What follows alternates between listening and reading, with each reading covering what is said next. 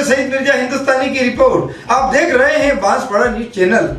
गहलोत सरकार की ओर से राजस्थान में अल्पसंख्यक वर्ग के लिए कई लाभकारी योजनाएं बनाई हैं, मगर शायद कहीं न कहीं इन योजनाओं की जानकारी जरूरतमंदों तक नहीं पहुंच पाती है। इसी संदर्भ में बांसवाड़ा न्यूज चैनल ने बांसवाड़ा जिला अल्पसंख्यक अधिकारी पीयूष पंड्या से ली जानकारी इन कल्याणकारी योजनाओं के बारे में। जी मतलब बताइए कि राजस्थान गहलोत सरकार द्वारा अल्पसंख्यक वर्ग के लिए क्या क्या योजनाएं हैं? जी सर, एक तो मुख्य रूप से स्कॉलरशिप की योजना है जो स्टूडेंट्स पढ़ाई कर रहे हैं जी 11वीं और उसके ऊपर की जो भी कक्षाएं हैं स्कूल कॉलेजेस की, तो पोस्ट मैट्रिक योजना के तहत वो बच्चा ऑनलाइन आवेदन कर सकता है नेशनल स्कॉलरशिप पोर्टल पर।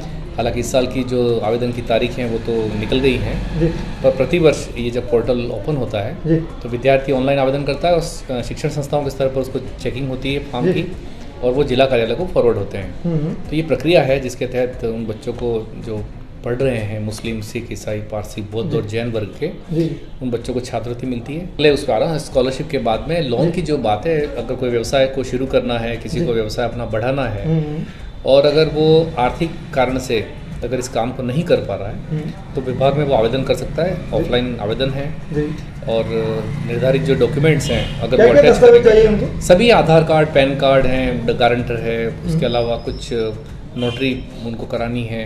कितने लाख तक का लोन उनको मिल सकता है? जनरली अभी तक का जो ट्रेंड रहा है वो 50,000, 1 लाख, 1.5 लाख, अधिकतम 2 लाख। जैसे जो उसको व्यापार करना है, जैसे किराना का व्यापार करना तो विभाग ने फिक्स कर दिया है उसको इतना मिलेगा। तो जिस तरह का गैरेज है तो इस पर इतना मिलेगा, हर श्रेणी पे उसका फिक्स कर दिया है। तो ये आवेदन किए जा सकते हैं और व्यापार शुरू कर सकता है। लेकिन हाँ, लोन लेने के बाद उसे नियमित तौर पर भरना ज़रूरी है, ये सबसे बड़ी बाध्यता है। यदि अनियमित हुआ तो पेनल्टी का प्रावधान है और फिर नोटिस का प्रावधान है। तो यानी जो वाकई ज़रूरतमंद है तो वो अपनी आवेदन कर सकता है लोन के लिए। और ऐसे एजुकेशन लोन का भी है, अगर कोई बच्चा बाहर पढ़ रहा है, कोई टेक्निकल एजुकेशन ले रहा है जी और अगर उसे पैसा चाहिए तो एजुकेशन लोन के लिए वो आवेदन कर सकते हैं। तो ये समय सीमा क्या होगी लोन की? अगर कोई 2 लाख रुपए का लोन लेता है तो कितनी किस्त आएगी? उसको 5 साल में रीपेमेंट करना है जी। और नॉमिनल उसमें रेट ऑफ इंटरेस्ट है। महिलाओं को तो अगर समय पर उसने चुकता कर दिया, कितना रेट ऑफ इंटरेस्ट? मतलब इसमें ए और बी 2 कैटेगरी बनी हुई है, ग्रामीण इलाकों के लिए अलग है, शहरी इलाकों के लिए अलग है। तो क्या है? 5 और 7% का उसमें है रेट ऑफ इंटरेस्ट है। और नियमित तौर पर कई लोग निश्चित रूप से जिन्होंने लोन लिया है आज लाभान्वित भी हुए हैं और वो बेहतर अपने व्यापार को कर भी पा रहे हैं। तो एक इसमें थोड़ा सा लोग बता रहे हैं कि थोड़ा अड़ंगा भी लगता है कि इंश्योरेंस भी किया जाता है और उसकी भी किस्त भरना। बिल्कुल, देखो इसमें एक विकल्प अब कर दिया। पहले ये इंश्योरेंस था जी कि बिल्कुल देखिए, अगर कल को इसके पीछे लॉजिक था इंश्योरेंस के पीछे कि जैसे अगर कोई कैजुअलिटी हो गई तो या तो वो पैसा उसके घर वाले भरें या फिर वो इंश्योरेंस के तहत अगर वो क्लेम मिल जाएगा तो वो कम से कम राहत मिल जाएगी परिवार को। इसे बोझ माना गया, जबकि ये बहुत बड़ी सुविधा थी। पर हालांकि अब दूसरा विकल्प भी इसमें मौजूद है कि वो मुख्यमंत्री संकट राहत कोष के तहत अगर वो पैसा जमा करा देता है एक किश्त के बराबर, तो अगर कोई कैजुअलिटी होती है उस ऋणी के साथ में तो उसे कोई शेष पैसा उसे भरना नहीं है। यानी एक ही बार, हाँ एक बार जमा कराना बस। वो दूसरा जैसे इंश्योरेंस में जिनको LIC की पॉलिसी को खरीदने में या एजेंट से संपर्क करने में दिक्कत, 2 लाख पे कितना जमा कराना, वो सबका अलग अलग है, कैटेगरी वाइज है उसका कि कितनी राशि उसको जमा करानी है मुख्यमंत्री संकट राहत कोष में, वो आराम से उसमें करा सकते हैं। अभी तो बल्कि एक बड़ी स्कीम ये निकली है, पेनल्टी का प्रावधान माफ है। यदि मार्च तक कोई व्यक्ति अगर पैसा जमा कराता है तो निश्चित रूप से उसकी पेनल्टी भी जो है माफ है। मूल और ब्याज जमा करा करके पेनल्टी से मुक्त हो सकता है। बिल्कुल फायदा ये स्कीम निकल है। और 15 सूत्री बैठक में भी माननीय जिला कलेक्टर महोदय की अध्यक्षता में इस पर चर्चा हुई है। जो 15 सूत्री कार्यक्रम के प्रतिनिधि जोड़े गए हैं सरकार के द्वारा, उनकी मौजूदगी में भी चर्चा हुई है। तो लेट अस सी कितने लोग इसका लाभ ले पाते हैं। और कि बेटियों के लिए कोई स्कूटी की स्कीम भी है क्या? बिल्कुल, देखिए जो छात्राएं 12वीं में यदि उसने 65%, अगर वो RBSE से है तो 65% बनाए हों, ओनली 12वीं, हाँ 12th में, और CBSE से पास किया तो 75% अगर बनाए हों।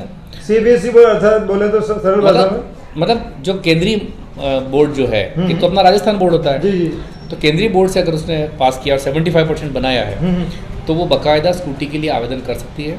स्कूटी के लिए आवेदन करने पर अगर उसका जो जिलेवार जो इसमें क्या होता है, साइंस आर्ट्स कॉमर्स में डिस्ट्रिक्ट वाइज एक अलॉटमेंट होता है, कोटा होता है। अगर उस कोटे में आ जाती है तो उसको वो आवेदन मिल सकता है, स्कूटी के लिए अप्रूव हो सकता है।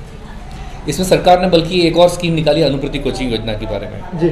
मतलब जो लोग बेरोजगार हैं या जो लोग अभी राजकीय सेवा में जाने को उत्सुक हैं, तैयारी कर रहे हैं, तो कोचिंग के नाम पे अब उन्हें खर्च करने की कोई ज़रूरत नहीं है। अच्छा। हाँ, अनुप्रति कोचिंग में अगर वो आवेदन कर रहा है, सामाजिक न्याय अधिकारिता विभाग इसका नोडल एजेंसी है, नोडल विभाग है, तो ऑनलाइन एप्लीकेशन जैसे इस बार भी लगभग 10 स्टूडेंट्स का अप्रूवल आया है। अच्छा। मतलब वो जो कोई भी कोचिंग ले रहा है, चाहे वो डॉक्टर इंजीनियर बनने की टेक है या IAS RS बनने की है, मतलब उस श्रेणी में कोई भी एग्जाम है, कांस्टेबल, पटवारी, रीट, है ना, सभी एग्जामों के लिए कोचिंग का इसमें प्रावधान है। निःशुल्क कोचिंग सरकार उपलब्ध करा रही है। तो बांसवाड़ा में क्या कोई ऐसा स्थान चयनित किया?